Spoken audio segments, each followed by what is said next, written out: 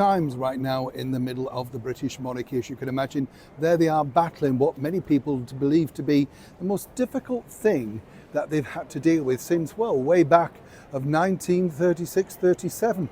That's right, when Wallis Simpson came onto the scene. This time around, though, it's even more tricky, simply because they have to deal with not one, but two difficult people. That's right, Meghan Markle and, of course, the former royal known as the Duke of Sussex, Prince Harry.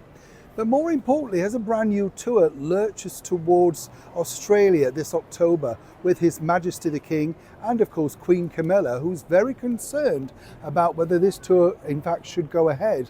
Let me explain the inside track of what's going on behind the scenes.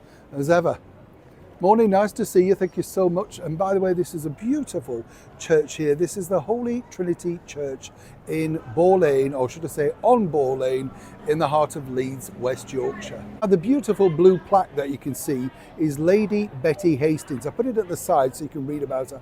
A very forward-thinking woman, and just think about this. In the era that she gave £1,000 to make sure that this particular church carried on and was a huge success, think about the time, the era that she gave £1,000. That would be like glittering millions today, you know. It's hard to imagine what people must have thought when someone of that era gave so much money. I mean, even today we'd think that was a lot of money, wouldn't it? £1,000. Interesting stuff, as I'm sure you'll know. Now, other interesting stuff, as I say, do look up Lady Betty if you get an opportunity. An interesting lady. Always good, as you know, on this show, to look back and remember those that have gone before us. Always nice to keep that going. Now, a couple of people who are not, to some people, particularly interesting, but of course many people want to see exactly how their narrative, their story pans out, is none other than Harry and Meghan. Now, as you know, recently they've just shot back from Colombia on another fake royal tour, and then earlier on we had the fake Nigerian tour, and next year we've got the games, the Invictus Games, are over in the beautiful country that is Canada, Vancouver. And these are all there to signify the fact that these two ex-royals are incredibly important, all that sort of stuff. But as I told you at the heart of this video, the start really is this. You see, His Majesty the King, you know, is battling forward, and a lot of people have noticed the fact that he has lost an incredible amount of weight, a little bit of zest, and of course a lot of people are pointing out, is he still really fit and able to continue with such a punishing schedule that's coming up in October, as he wants to go over and visit the beautiful land that is Australia. Of course, he wants to go there. This is his first time as king. Naturally, he doesn't want to let people down.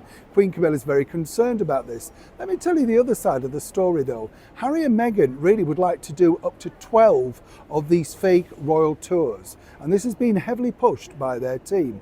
The reason behind this is quite simple. As I said, they believe that areas where the real royals don't want to go, they can do exactly the sort of ambassadorial role that they set out and offered to our late monarch Queen Elizabeth II, the one where she said you're either in or out. Well, of course, sadly, without her now on the scene, Harry and Meghan truly believe they can push ahead with that particular idea. And with each tour, they believe they will become more popular, forcing the monarchy into giving them a platform of exactly what they wanted in original form. You remember?